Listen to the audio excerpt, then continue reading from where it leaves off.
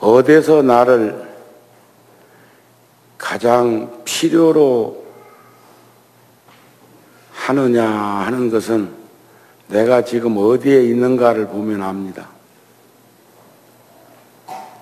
그런데 이게 외적으로 필요로 해서 내가 가는 수도 있고 내적으로 마음을 내서 가는 수도 있습니다. 오늘 본문의 주제는 무엇을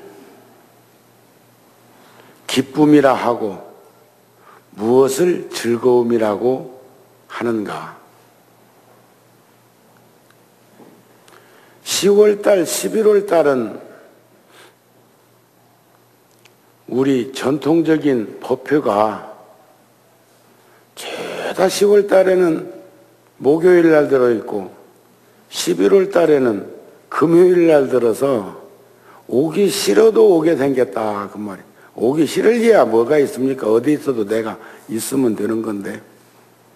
그래서 10월 달에는 목요일 날 오늘 관음제일, 다음 주 초하루, 그 다음 주가 약사제일인데 그때는 제가 초1의 날 대구 백고자에 대구 법왕사라는 절에 백고자에 법화경, 상불경, 보살품에 대한 법문을 하고 또 아흘의 날이 동도다 계산대제입니다.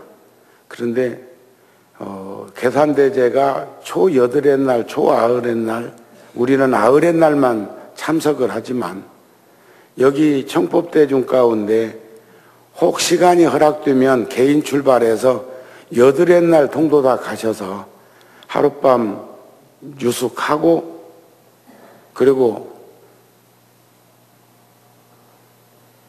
아흘의 날 계산대제 보고 그리고 우리 버스로 올라올 때는 올라오셔도 됩니다.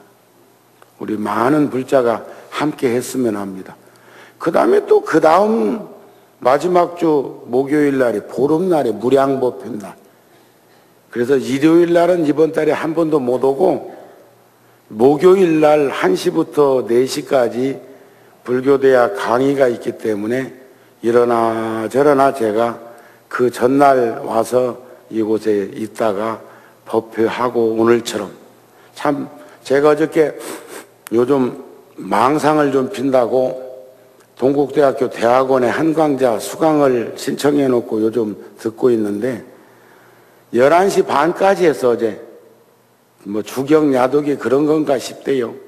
오늘 법문 중에 가능하면 어저께 강사로 나오신 황우석 박사 강의 내용하고 내가 부처님 말씀을 근거로 해서 질문했던 것하고 답변했던 것하고 합일점을 찾은 것도 말씀을 드리도록 하겠습니다.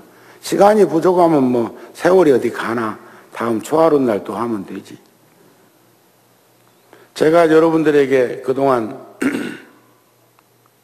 절에 오실 때 바깥에 나가실 때 가족 모두가 부처님 품 안과 따뜻한 가정을 대전제로 했을 때 어떤 사람이 부처님 품 안에 머무르며 어떤 사람이 따뜻한 가정을 이루는가 하는 부분에 대해서 기쁜 마음으로 출발했다가 즐거운 마음으로 돌아오는 사람이 부처님 품 안을 이루는 사람이고 따뜻한 가정에서 함께하는 사람이라는 말씀을 드린 적이 있습니다.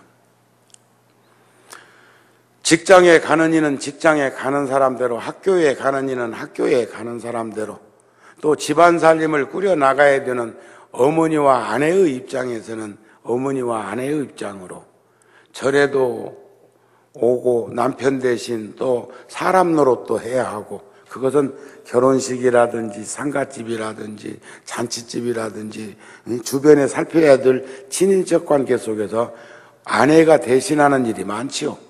시장도 갔다 와야 되고, 특히 지금 뭐 오늘 같은 날은 관음제일이잖아요.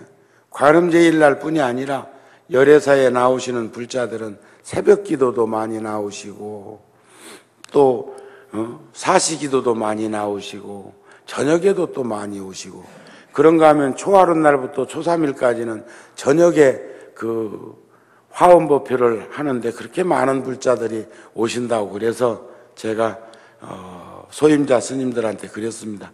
이제 나도 여기서 배워가야겠다. 뭘 배워가느냐? 직장인들을 위한 기도 시간을 한 달에 한 번씩이라도 3일 수심은 천재보요 100년 담보는 일조지인이라 했는데 3일만 마음을 수심 잘해도 잘 닦고도 1000년을 덮고도 남는 성스럽고 보배스러운 걸 지닌다고 했는데, 여기 와가지고 저녁 시간에 그렇게 기도하는 불자들하고 한번 어울림 속에서 배우다가 구룡사도 접목해야 되겠다. 구룡사는 그냥 저녁 기도만 하지 따로 잡아가지고 뭐 초하루 기도하듯이 저녁에 그렇게 많은 불자가 모이지는 않는데, 이제는 모든 그 환경이 다양해지기 때문에 다양한 그러한 그 욕구, 목마름을 이렇게 줄 수 있는, 콜라 좋아하는 이는 콜라 주고, 구룡토수 좋아하는 이는 구룡토수 주고, 또 사이다 좋아하는 이는 사이다도 주고, 또 숭늉 좋아하는 이는 숭늉도 주고, 이렇게 다양한 목마름을 부처님 가르침으로 이렇게 수순해야 되지 않느냐, 그런 마음을 전했습니다. 불자들아 보살마하살이 나쁜 짓을 하지 않았을 적에는 기쁘다 하고 마음이 깨끗하야 쾌유를 가지는 것은 즐겁다 하느니라. 불자들아 보살마살이 생사를 관찰하는 것은 기쁘다 하고 대열반을 보는 것은 즐겁다 하느니라.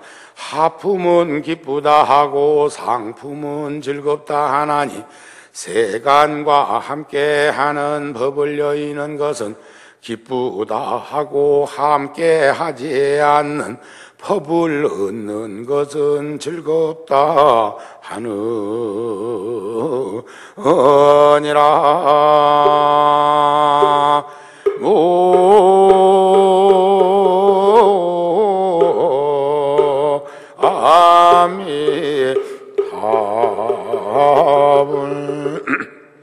이 말씀은 지금 우리가 매주 금요일마다 열애사에서 경전 공부반에서 공부하고 있는 대반 열반경에 나오는 말씀입니다. 그런데 제가 살기는 주로 구룡사에서 머무르고 있지만 마음까지 열애사에 없는 건 아니거든요. 그래서 목요일날 오늘 같은 날은 아까 말씀드린 대로 법표 있으면 법표도 참석하고, 또 강의 시간 있으면 강의도 이제 여러분들하고 함께 이제 하면서 공부를 하게 되는데, 참 오래간만에 제가 어제 12시, 밤 12시 다 되어서 열애사에 도착해가지고 참 편안한 밤을 새웠고, 또 강북도로를 저 동국대학교서부터 출발해가지고 창충동 고갯길을 넘어가지고 말이 한남동 그 있는 도로 해서 쭉 오는데 그렇게 마음이 편안했어요. 그래서 참 뭐 오늘 아침에 와도 돼요. 연인날처럼 그냥 와도 되는데 어제는 여기 오고 싶어가지고 방향을 요리 틀어가지고 오는데 그렇게 편안한 걸 보면서, 야, 이 나무집이 아니고 우리 집이구나. 우리 식구들이 함께하고 있는 것이구나. 그리고 이렇게 하룻밤 같이 자는데도 그렇다고 뭐 아이들 끌어안고 자듯이 뭐 그런 것도 아니고 각각 자기 방에서 하지만 같은 공간에서 머무르고 있고 한밤을 지새운다는 게 이렇게 편안하고 넉넉하고 기쁘고 즐거운 자리로구나 하는 마음이 들더라고요. 그래서 앞으로는 제가 자꾸 다짐합니다.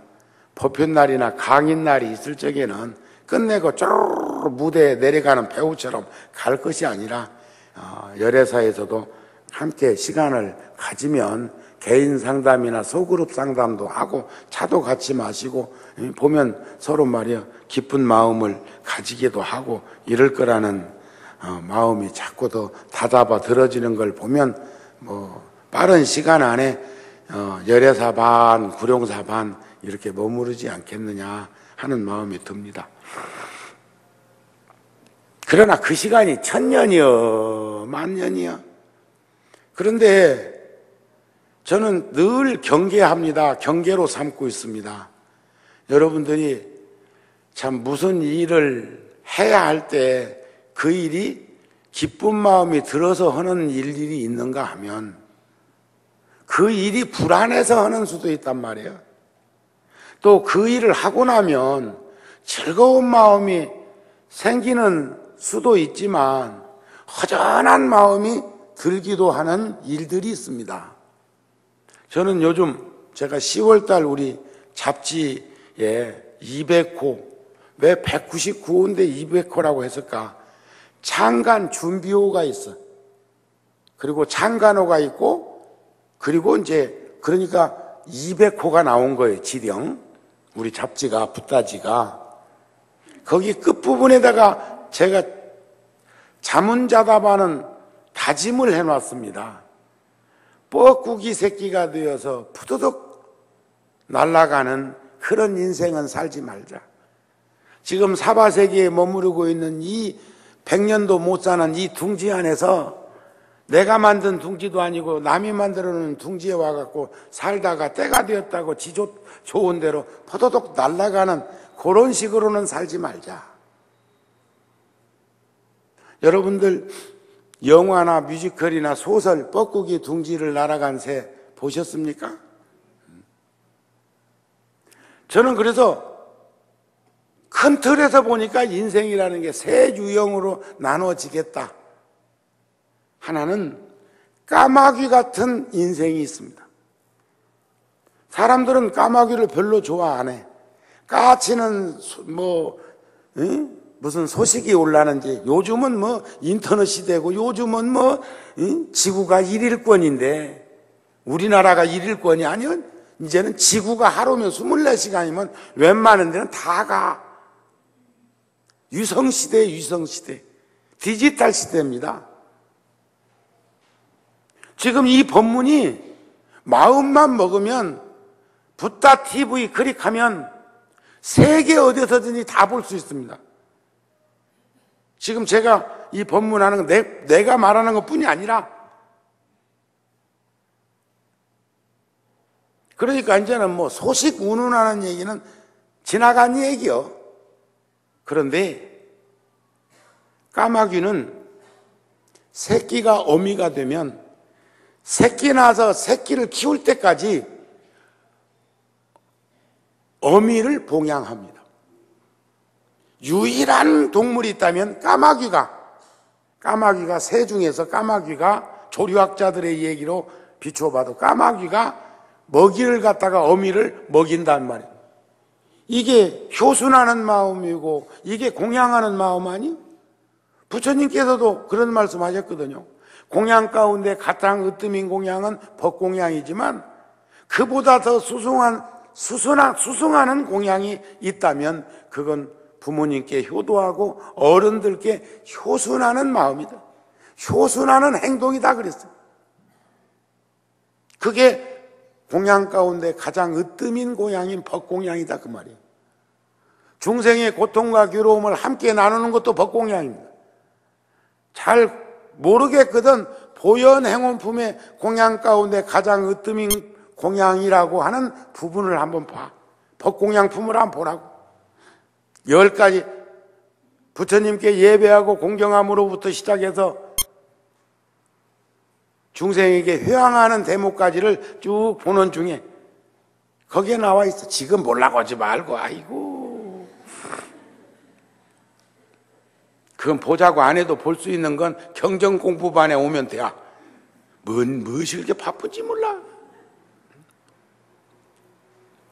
까마귀 같은 인생이 있어. 남이 까마귀 이건 비유니까 싫어해도 그렇게 산다고 그런 게 아니라 새로 말하면 까마귀는 이와 같은 사람과 같다는 말이고, 두 번째는 일반적인 새, 어미가 둥지를 만들고 알을 낳고 키우면 어미와 새끼가 어느 순간에 푸드득하고 함께 날아가고, 새끼가 어미가 되면 또 알을 낳을 때는 스스로 둥지를 만들고 둥지를 틀고 알을 낳고 새끼를 키우고, 이렇게 반복해서 우리들 일상적인 생활처럼 하는 새가 있고, 뻐꾸기란 놈처럼 나무 둥지에 가서 알 낳아놓고 그 하루 이틀 먼저 알에서 깨어난 털도 안 난 뻐꾸기 새끼는 그 옆에 있는 알이나 작게 태어난 그 작은 새를 둥지 밖으로 밀어내버리고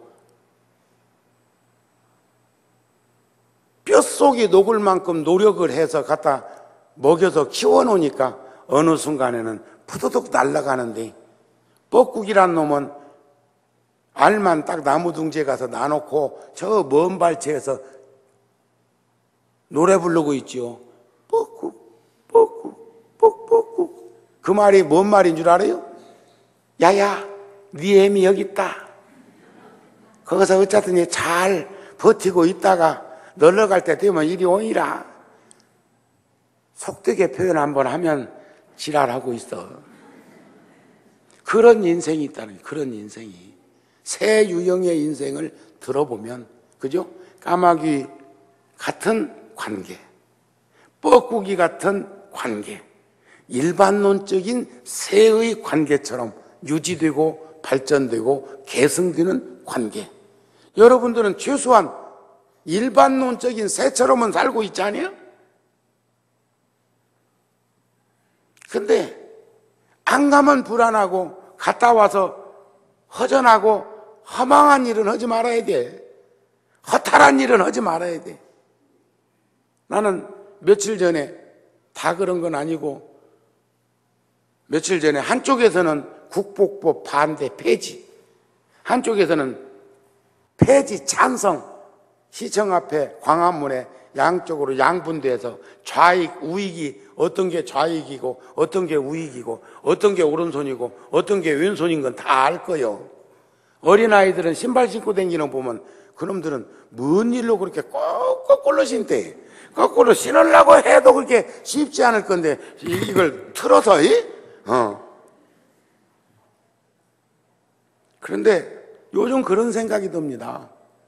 삼국시대 때는 통일신라가 되기 전까지 근 천여 년 동안 고구려와 백제와 신라가 분쟁 속에서도 서로 상호 보완해 가면서 잘 살았어. 지금 지자체라고 하는 것이 역할을 분담해 가지고 소수화하고 소그룹화 해가지고 큰 살림을 나누어서 해서 잘 해보자는 그런 개념일 거라고 생각합니다. 그런데 그것도 장점도 있는가 하면 단점도 많습니다. 지금 우리가 컴퓨터에서 들어가 보면 특별히 비밀을 지켜야 하고 IT 산업 같은 건 모르겠지만 웬만한 것 노출된 건 다 클릭하면 다 빼볼 수가 있어요. 자료를 빼보는 데는 기가 막힌 세상이 되었습니다. 서로 공유하고 공존하고 공생하는 그런 시절이 된 거죠. 그래서 나는 국경이 얼마 있으면 없어질 걸로 생각합니다. 여러분들 같으면 땅 많이 가지고 개인주택에서 살면 관리비만 많이 나가. 그렇지 않아요? 식구들이 직장 가지고 있는 애들이 봉투를 보너스가 매달 나오는 건 아니란 말이에요. 상여금이.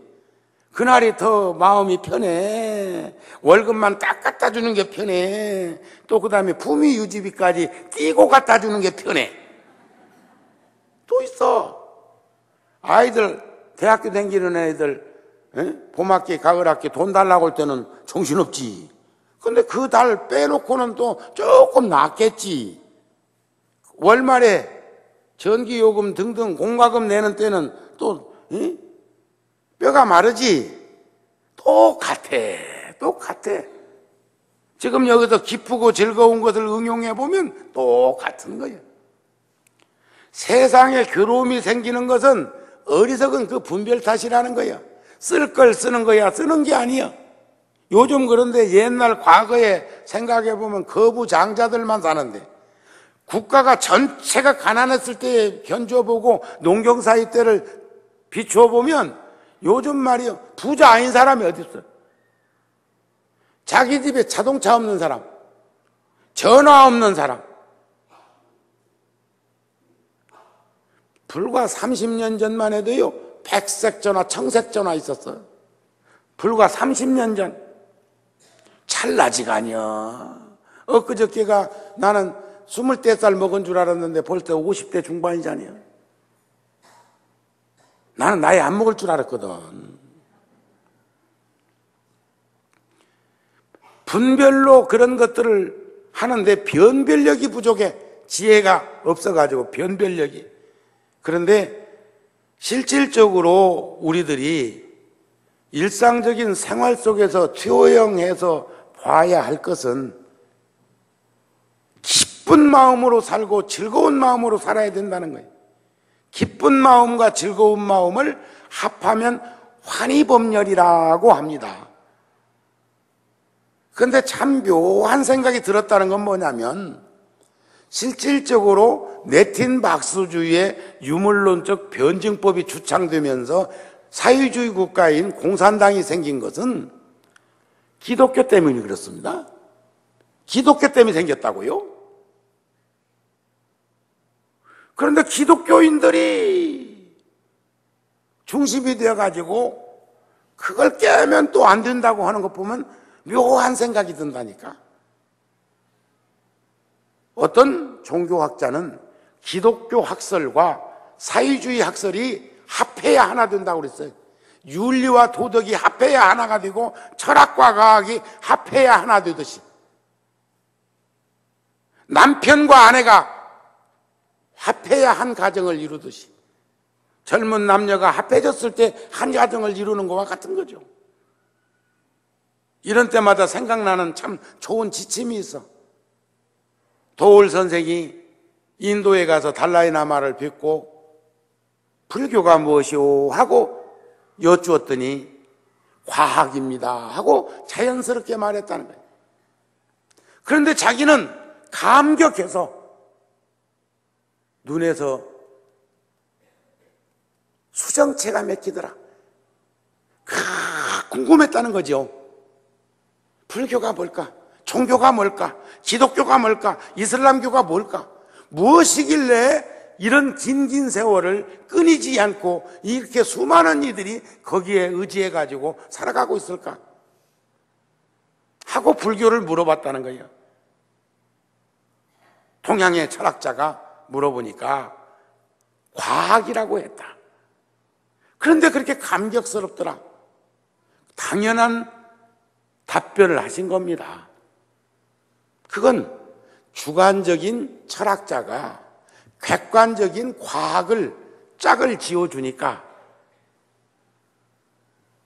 종교라고 하는 테두리 안에 들어와서 한 가정처럼 어울릴 수가 있는 확신이 들었다는 개념일 것입니다. 그런데 종교가 아편이 되면, 아편이라는 게 뭐요? 안 맞아. 약 기운 떨어지면 덜덜덜덜덜덜덜덜덜덜덜덜 떨다가 그거 한 방 딱 맞고 나면 뿅 간다며. 그래서 뿅일이야. 그래가지고 그 약 기운으로 흥청거리다가 또 약 기운이 떨어지려고 하면 불안하고 초조하고, 그래가지고 덜덜덜덜덜덜덜덜 떨다가 수전증까지 가서 막 떨고 막 난리가 난다며. 그래갖고 그거 막 맞기 위해서는 수단 방법을 가르지 않는다며요. 정상적인 사람 같으면 이해되지 않는, 납득되지 않는 행동들을 그니들이 한다며요. 요즘 그런 종교를 신봉하고 그런 종교로 이끌어가는 지도자가 있다면 이것은 참으로 불행한 일이다, 그런 말이에요. 근데 여러분들은 늘 묻습니다. 열애사 오실 때 기쁜 마음으로 오셨습니까? 불안한 마음 때문에 오셨습니까? 대답이 뭐 그렇디야. 그러면 그냥 대답으로 해야 기쁜 마음으로 오셨지요? 갈 때 허전하십니까? 아니면 참 빨라.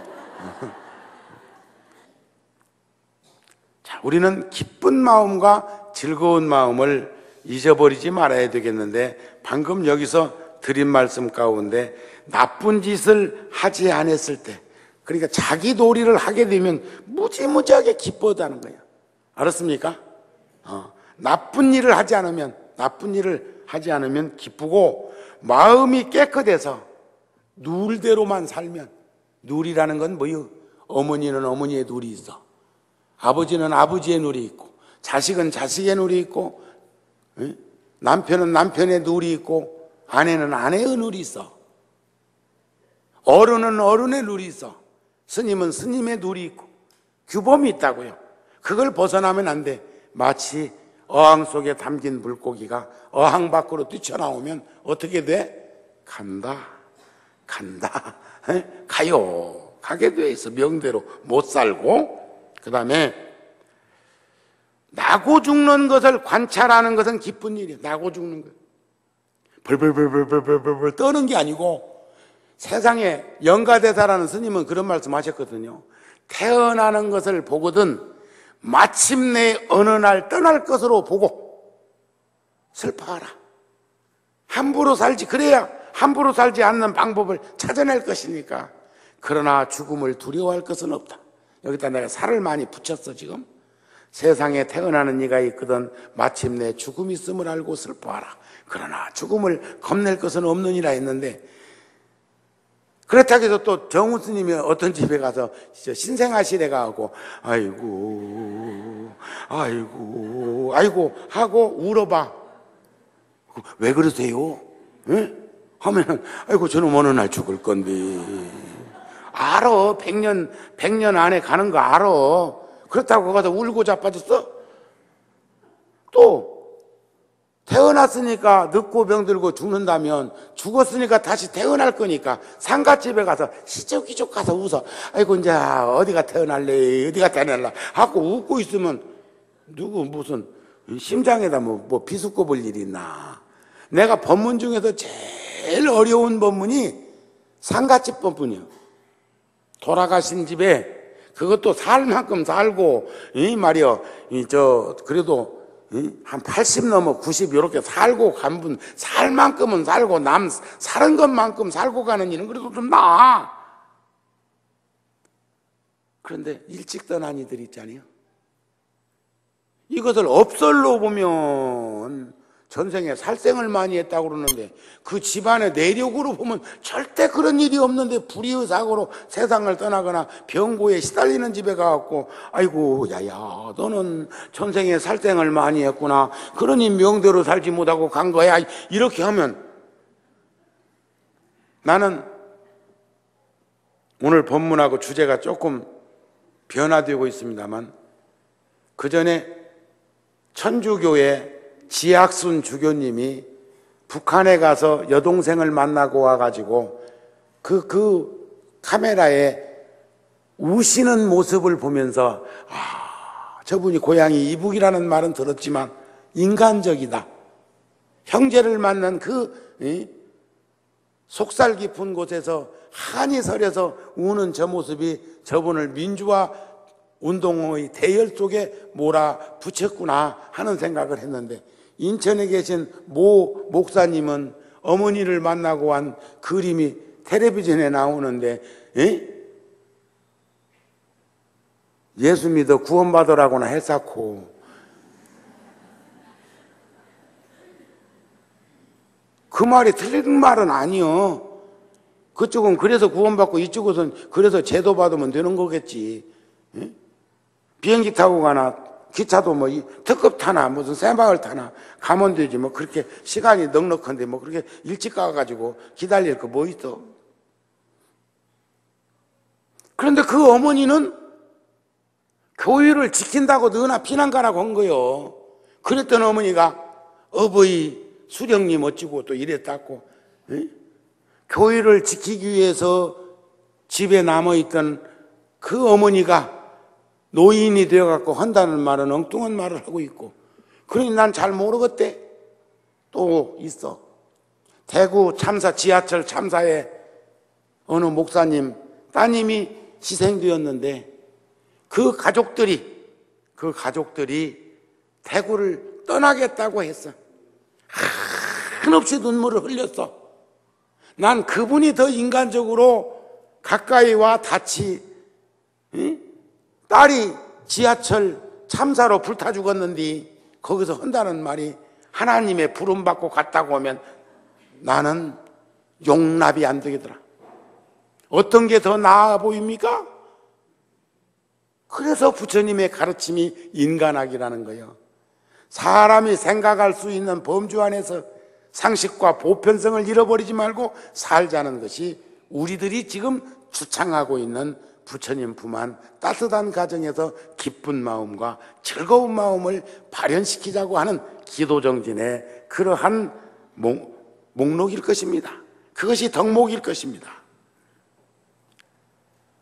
그런데 여기서 나고 죽는 것을 관찰해야 합니다. 우리가 과로 얘기하면 동물과고, 또 분류시키면 우리가 유인원이 고등동물, 영장류. 하지만 여러분들 그제 저녁에 늦은 시간에 MBC 방송에서 세포에 대한 것 누가 보신 분 안 계세요? 새벽 예불도 안 나오면서 어찌 그렇게 일찍 자나? 나는 그러고도 나왔는데 1억 5천만 년 전에 얼음 속에 갇혔던 박테리아를 배양하고 그 다음에 저 아프리카 쪽에서 무인도에서 살고 있는 그 다양한 동물들을 통해서 지금 과학자들이 생명공학을 하고 있는 이들이 다양한 분야에서 하고 있는 이들이 한번 늘려보려고 애쓰는 이들이 많습니다. 어저께 황우석 교수가 강의 끝난 다음에 어느 스님이 간 이식을 받은 스님이 있는데 그 간을 준 사람이 세상에 살 적에 못되게 살다가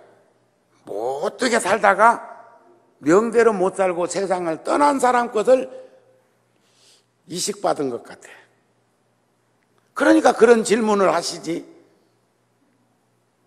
이식 수술을 할 때 그러니까 병리학적으로 다른 부분이 아파서 세상을 떠나는 이 중에 성한 부분을 띄었을 적에 그러한 세균이 침투되는가? 그건 된대요. 그건 된다고 그러시더라고. 두 번째, 그 사람이 착한 사람, 나쁜 사람, 어벙벙한 사람 여러 유형이 있는데 그 사람 장기를 이식받았을 때 그 기운이 전달되는가? 그 부분은 확신을 못한대요. 그런데 제가 꼭 하고 싶은 말이 있었어. 제가 그때 우리 경전 공부반에다는 그 얘기를 한 적이 있어요. 미국에서 만든 영화인데 유영철이처럼 많은 사람을 죽인 사람이 사형을 언도받고 집행될 때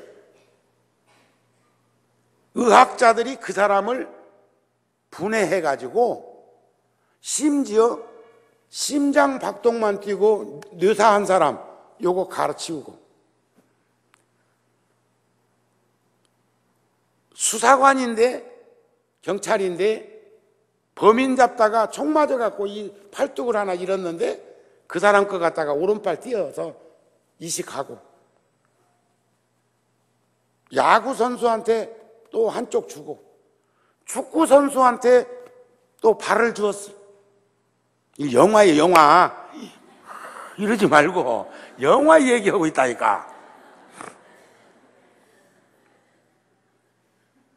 그리고 나중에 보니까 실험실에 몸통만, 이게 사지는 머리까지 5군데는 5명한테 지금 이식을 하고 몸통만 전부 과학으로 빌려서 그 사람의 심장이 뛰게 하고 박동수를 그대로 유지하게 하고 피가 그대로, 그러니까 여기는 꾸물티를 놨겠죠. 피가 안 빠져나가도록 해놓고 팔 없는 분 다리 없는 분 싸는 것처럼 해놓고 피가 돌도록까지 다 해놓고 놓아준 거예요. 이건 영화니까. 영화의 영화. 가상세계 훗날에 이런 세상이 올지도 몰라. 자, 2600년 전에 이 땅에 오신 부처님께서 대승경전에 보면 눈 필요한 사람 눈 주고 뭐 생선 눈 먹듯이 생선 찜해놓은 거 눈 빼먹듯이 눈 준 거 아니에요. 눈이 필요한 실명한 사람에게 눈을 빼주고 골수가 필요한 사람에게 골수 빼주고 4대 육신 필요한 사람한테 4대 육신 빼줬다는 게 내일 아니고 다음 주 내일은 우리가 오대산 보궁 기도 간다고 그랬죠? 많이 가십시다. 오늘까지 동참 받습니다. 경전 공부는 내일 없습니다. 그럼 그 다음 주에 나올 강의에 그 대목 나옵니다. 나와. 그런데 2600년 전에 이 땅에 오신 부처님이 이 시대에 벌어지고 있는 지금 세포줄기 배양해가지고 그 누구죠? 가수 오토바이 타다가 강원래 거기도 곧 일어나서 걸을 거라는 거예요. 황우석 박사가 틀림없이 자기가 해내겠다고 합니다. 지금 세포줄기를 키우고 있는데 그 세포줄기를 부러진 그 척추에다가 이식하면 그게 다시 살아날 수 있다는 거예요. 동물 실험으로는 성공했대요. 척추가 무너진 개가 일어나고 하는 건 지금 됐는데 임상실험을 조금 더 해야 된다는 겨. 내가 요즘 망상 핀다고 괜히 동대 갔어. 법무인하고 말 일인데. 그런데 수사관이 가장 인간적인 가정적인 사람이었는데 딸이 뭐라고 대꾸를 하니까 자기도 모르게 이식받은 손이 볼태기를 가듯 후려쳐버렸어. 마음도 그렇지 않고 다른 부분은 움직임이 없었는데 요거 옮겨받은 요놈이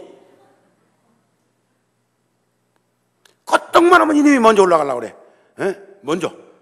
그러니까 이 본래 있던 손은 자꾸 이 손을 끌어내리는 거예요. 끌어내리고 이놈은 올라가려고 그러고. 그게 궁금했어. 그래가지고 지문을 딱 채취해 보니까 얼마 전에 사형당한 사람 끝이라는 걸 알게 됐죠. 그런데 사건이 터졌어. 이식받은 사람의 다리를 도로 가져가 버린 거예요. 그 사람은 죽었겠죠. 피 흘리고. 그래서 그 수사관이 그걸 추적합니다. 나중에 보니까 요것 빌려간 사람이 찾으러 다니는 거예요. 갔다가 어디다 갖다 놓느냐? 실험실로 갖고 오는 거예요. 실험실로. 와갖고 의사 선생은 여자였습니다. 여자를 욱박지르는 거예요. 맞춰 들어가라 이게 맞춰 들어가라. 그래서 결국은 수사관이 그것을 해결하는 내용입니다. 그래서 결국은 몸뚱아리를 분사시켜버린다. 그냥 폭탄을 터뜨리듯이 해가지고 요 몸통을 분사시키고 자기는 이제 결국은 사는 거죠. 요것도 처리해버리고 그런 영화를 내가 보았습니다. 그런데 아까 하품은 기쁘고 상품은 즐겁다고 할 적에 상품 얘기 나오기 전에 여러분들은 하품이 즐겁다고? 또 그렇지, 졸린 사람은 하품은 즐겁지, 기쁘지. 그게 아니고 이제 세상을 등급을 나누면 상중하. 우리가 극락세계도 구품연대 아니요.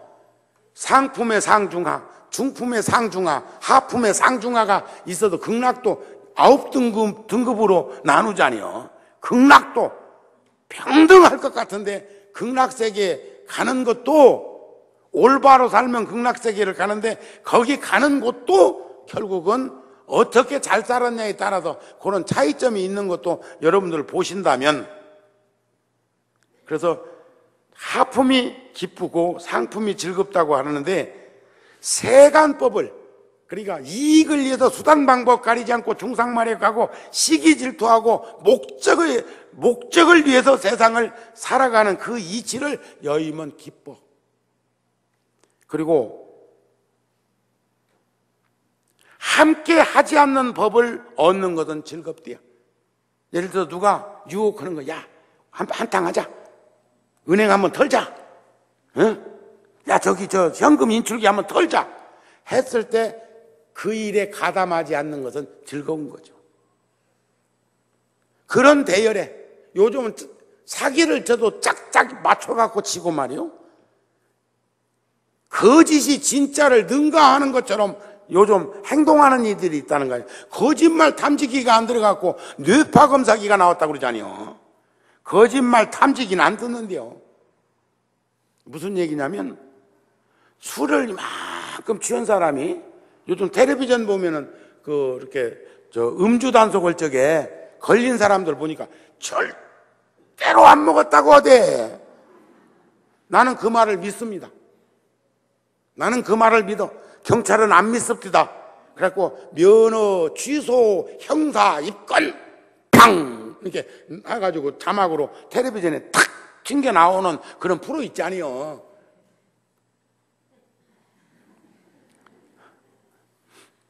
그런데 저는 왜 믿는다고 그러냐? 자기를 속이면서 전혀 모르는 사람, 거짓말인 줄 모르는, 술을 먹고 취했는데도 자기가 술 안 먹었다고 하면 안 먹은 것이 되는 사람. 그러나 현실적으로 먹었잖아요. 그런데 자기 자신이 먹었다고 인정하지 못하는 병이 있다는 거예요. 그건 거짓말 탐지기로 안 듣습니다. 그런 사람이 자꾸 늘어나고 있다는 거죠. 그래서 우리는 몸도 마음도 깨끗이 하고 준법 정신 가지고 살면 몸이 가벼워져. 몸이. 여러분들 몸 무거울 때 있지요? 저기압일 때, 정신적으로도 저기압, 자연 현상에서도 우중충한 날. 아이 낳은 달은 다르다며.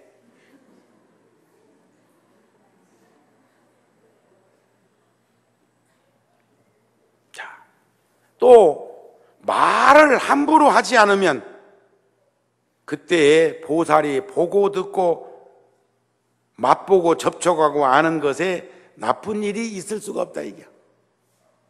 두 눈을 감았다고 세상이 없어지는 건 아니지만 일시적으로는 안 봐야 될 것은 눈이라도 감아야 합니다. 듣지 말아야 할 것은 귀를 막아야 합니다. 말하지 말아야 할 것은 입을 봉해야 합니다.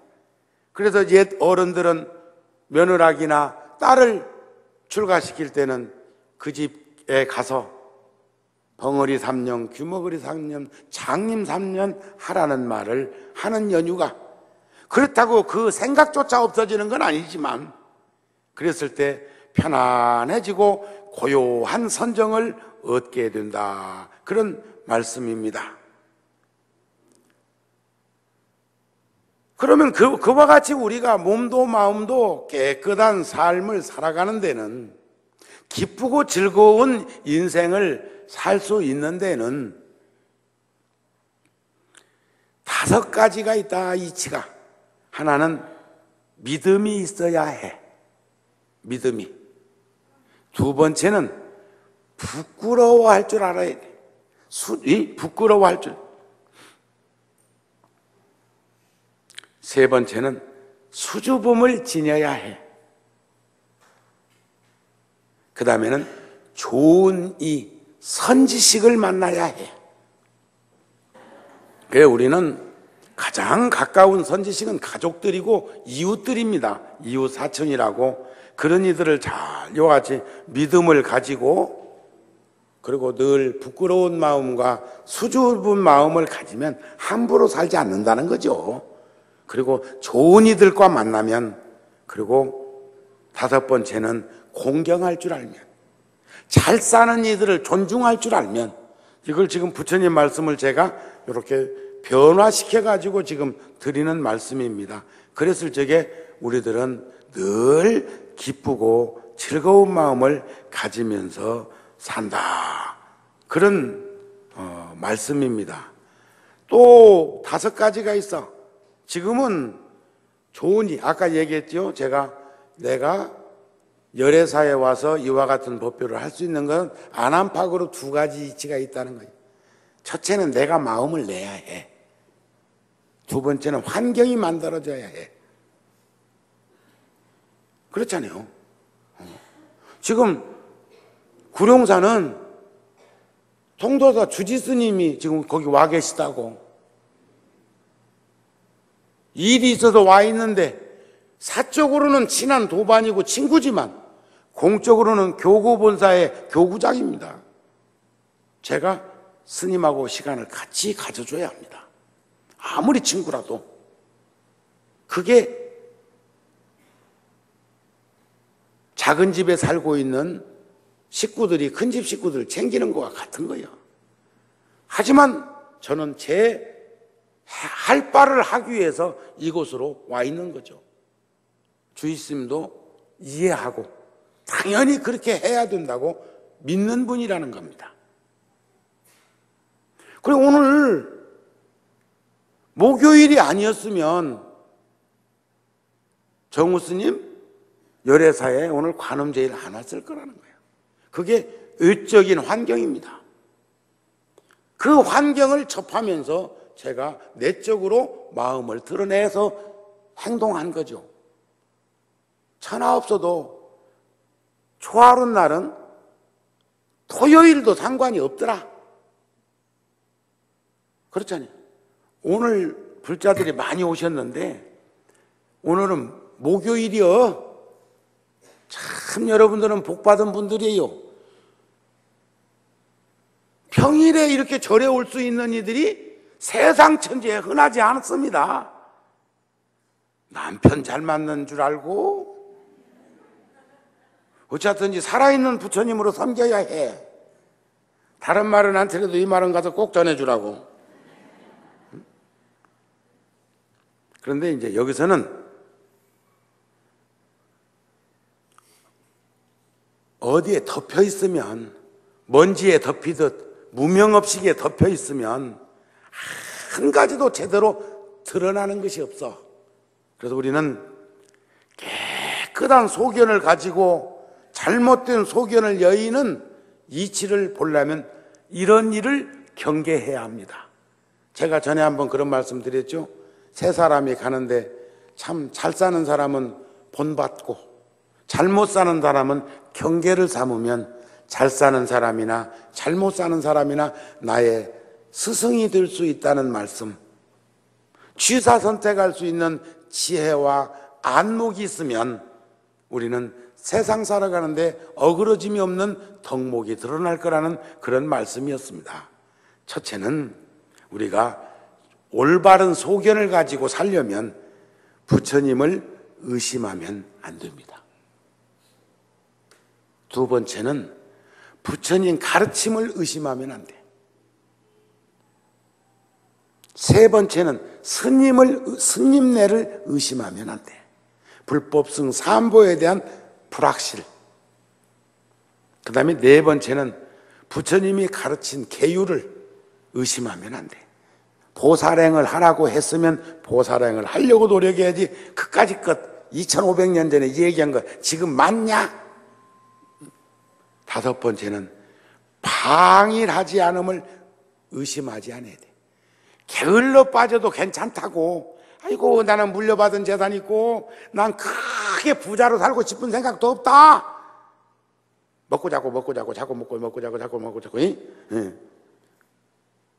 지금 돈 빼가지고 외국으로 나가가지고 말이요 사는 이들이 등등등등등등. 우리들이 상식적으로 이해되지 않는 처신들을 하고 있는 사람들 배 부를까? 그 빚을 언제 갚을까? 8천억이랴 8천억. 융자 받고 안 갚고 외국으로 이민 간 사람들이, 안 돌아오는 사람들이 그걸 의도적으로 계산에 넣어가지고 했다면 이건 참으로 안타까운 일이죠. 살다가 어려움을 겪어서 못 갚는 것은 노력해서 갚아나가면 되겠지만 우리는 방일하지 않아야 돼. 그리고 방이라도 괜찮다는 생각을 가져서는 안 된다는 거예요. 증일 아함경에 보면 부처님께서 믿음이 없는 사람의 믿음을 말하기는 어렵다고 그랬어요. 믿음 없는 사람은 오늘 이 말씀하고 같은 거죠. 인색한 사람에게, 옹색한 사람에게, 옹졸한 사람에게 나눔이라는 보시를 얘기하기는 어렵습니다. 내가 그래서 지금 열애사 와서 이렇게 아까도 53불이나 만부처님 한부처님 지금도 어렵지만 한꺼번에 여의치 않으면 지금 한 5,000불 아직 동참 안 됐으니까 생각해 보십시오. 제가 여러분들을 초하룻 날 여러분들한테 고구마 한 개씩이라도, 우리 지금 수십 가마씩 했거든. 제천 불교 마을에서 그거 고구마 사도 돈으로 치면 얼마 안 돼. 농사 짓는데 3천만 원 들었어. 경운기 사고 농기구 사고 거기 일하는 사람들 인건비 주고 어쩌고 저쩌고 하고 3천만 원이 넘게 들어서 금년에 농사 짓는데 그거 다 팔아도 1,000만 원 나올란가 모르겠다. 단 내 계산은 있어. 땅 놀리지 말자는 거. 옛날 어떤 정승이 가다가 동전 한 입이 떨어졌는데 둔벙에 빠졌는데 10량 들여서 건졌대야. 다른 사람이 전부 손가락질하니까 그 정승이 하신 말씀이 있어. 나는 10량을 썼지만 세상에는 11량이 세상에 빛을 보았다고. 한 량을 나는 건졌다는 거지. 뭔 말인가 아시겠습니까? 지 좋은 대로 살면 그렇게 안 돼. 또 하나는 지금 땅 3만 평인데 그것 갖고 안 돼. 불교 마을을 좀 더 크게 확보해야 돼. 그건 나는 세상 천지에 보고 있어. 그렇기 때문에 더 땅을 매입하는 데는 지금 일을 벌릴 돈도 없지만 지금 일을 벌리면 땅값만 맥적 없이 올라. 그러니까 지금은 농사를 꾸준히, 내가 오늘 내일 세상 떠날 사람이 아니니까 농사를 좀 더 짓겠다 이게요. 그래서 지금 열애사 금년에 고춧가루도 아마 이렇게 좀 가져올 거리요. 내년 1년 먹을 걸 다 줄 것 같지는 않고, 알았어요? 왜냐하면 열애사에서 농사 짓는데 돈 안 됐거든. 그냥 한 식구니까 조금 주는 거요. 큰 집에서 작은 집. 그 다음에 배추는 안 사도 될 거요. 만포기 심어놨어. 만포기. 내가 어제 아래 월요일 날 다녀왔는데 배추가 벌써 포기 찹시다. 포기 차고 있어. 그걸 보면 가을이구나. 그걸 보면 이내 곧 김장도 해야 되겠구나 하는 생각이 듭니다. 그래서 내가 초하룻 날은 고구마를 좀 이쪽으로 옮겨올 테니까 종무스님께서 나눠줄 수 있으면 나눠주고, 아니면 내 머리통만 지게 고구마가. 난 세상에 처음 봤어. 내가 하나 들고 온다는 게 또 깜빡했네. 그럼 어떻게 세상에 고구마가 내 머리만 쓰거냐? 다 그런 건 아니고, 거기다가 약초 찌꺼기, 한의원에서 약달인 찌꺼기를 계속 갖다 줘서 그걸 고구마 밭에다가 뿌려놨더니, 고추 밭에다가 뿌려놨더니 고추가 내 얼굴까지만큼 두꺼워. 이게 고춧가루는 많이 나오게 생겼어. 그리고 먹어보면 또 맛있어. 아따, 살이 많이 붙어있대. 고춧가루에 시시한 것은 말이요. 시시한 것은, 백지장 같거든. 백지장. 근데 내 얼굴 볼태기 만진 것만큼 두꺼워. 그래도 그냥 햇빛에다는 못 말려. 그 고추만 말리는 또 공장이 있더라고요. 거기 가서 안 말리면 그 고추는 못 말리게 생겼어. 어떻게 가죽이 두꺼운지. 돈 덜 들지 뭐. 두꺼우니까. 그렇잖아요? 자, 그러면 요즘 재미있는 일이 많어. 알았습니까? 그런데도 제가 여러분들한테 5,000불 동참을 여러분들이 앞장서야 된다고 하는 것은 한 달에 10,000원도 괜찮습니다. 한 달에 20,000원도 괜찮아. 형편대로. 가만히 있는 것보다는 10년 동안 동참금을 내도 괜찮아. 형편이 어려우면 어른대로 살아야지. 대만에 갔더니 불광산사라는 절에서 대학교를 하나 짓는데 100만 명의 불자들이 한 달에 5,000원씩 내가지고 1년에 50,000원이요. 5,000원씩 내가지고 엄청나게 큰 종합대학을 세웠어요. 그런데 그 절에서는 또 뭔 일이 벌어졌냐. 학교 입구에다가 150명, 200명이 늘 상주하면서 먹고 잘 수 있는 호텔 같은 요사체를 지어놨어. 150명, 200명, 300명이 일시에 밥 먹을 수 있는 식당을 마련해놨어. 왜 그러냐고 물었더니 첫째는 학생들이나 교수들이 기숙사 생활을 한다. 시골이니까. 그러니까 그 가족들이 오면 그곳에서 머무를 수 있도록. 또 하나는 한 달에 5,000원씩 돈을 내니까 100만 명이니까 그분들이 궁금하기도 해서 한 번씩 다녀갈 거라는 거예요.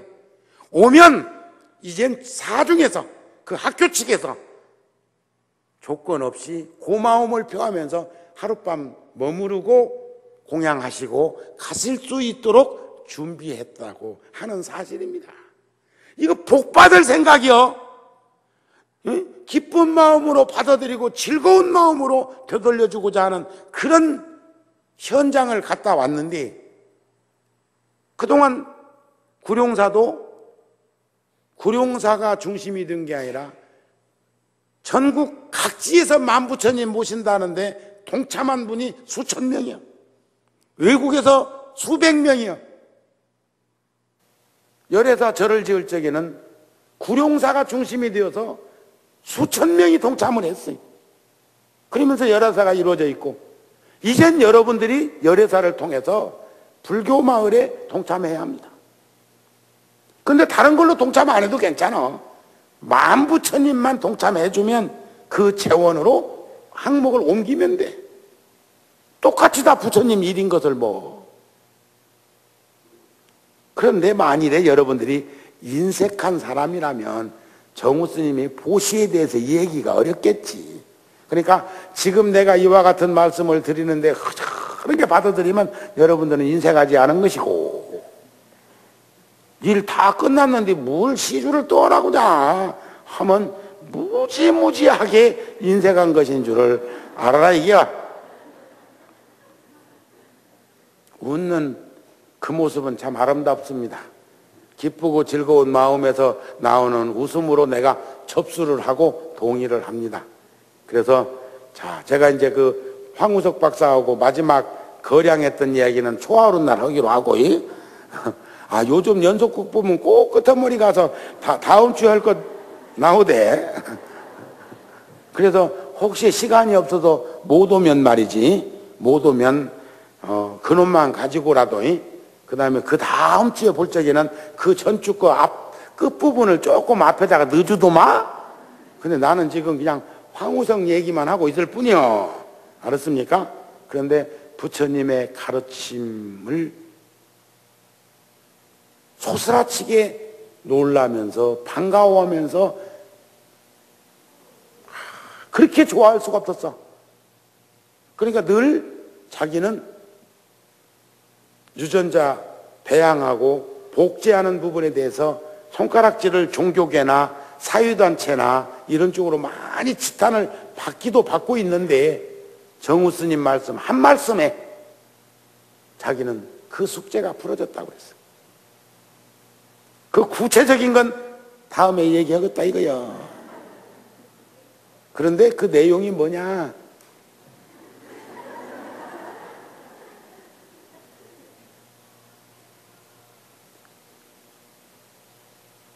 능엄경에 보면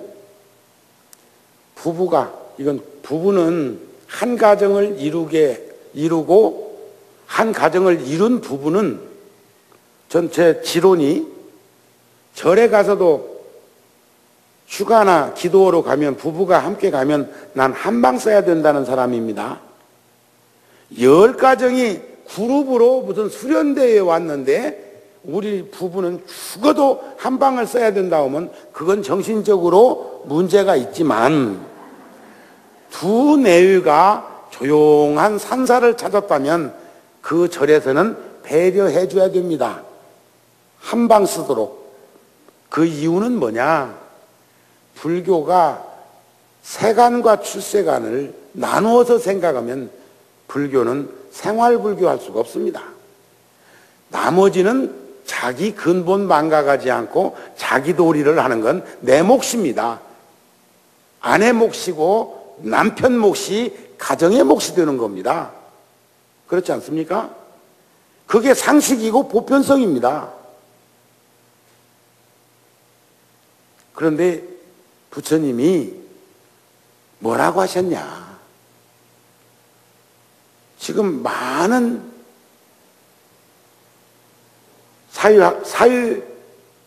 사유단체나 산부인과나 모 종교에서는 그 부분에 대해서 무지무지하게 몰아붙이고 있습니다.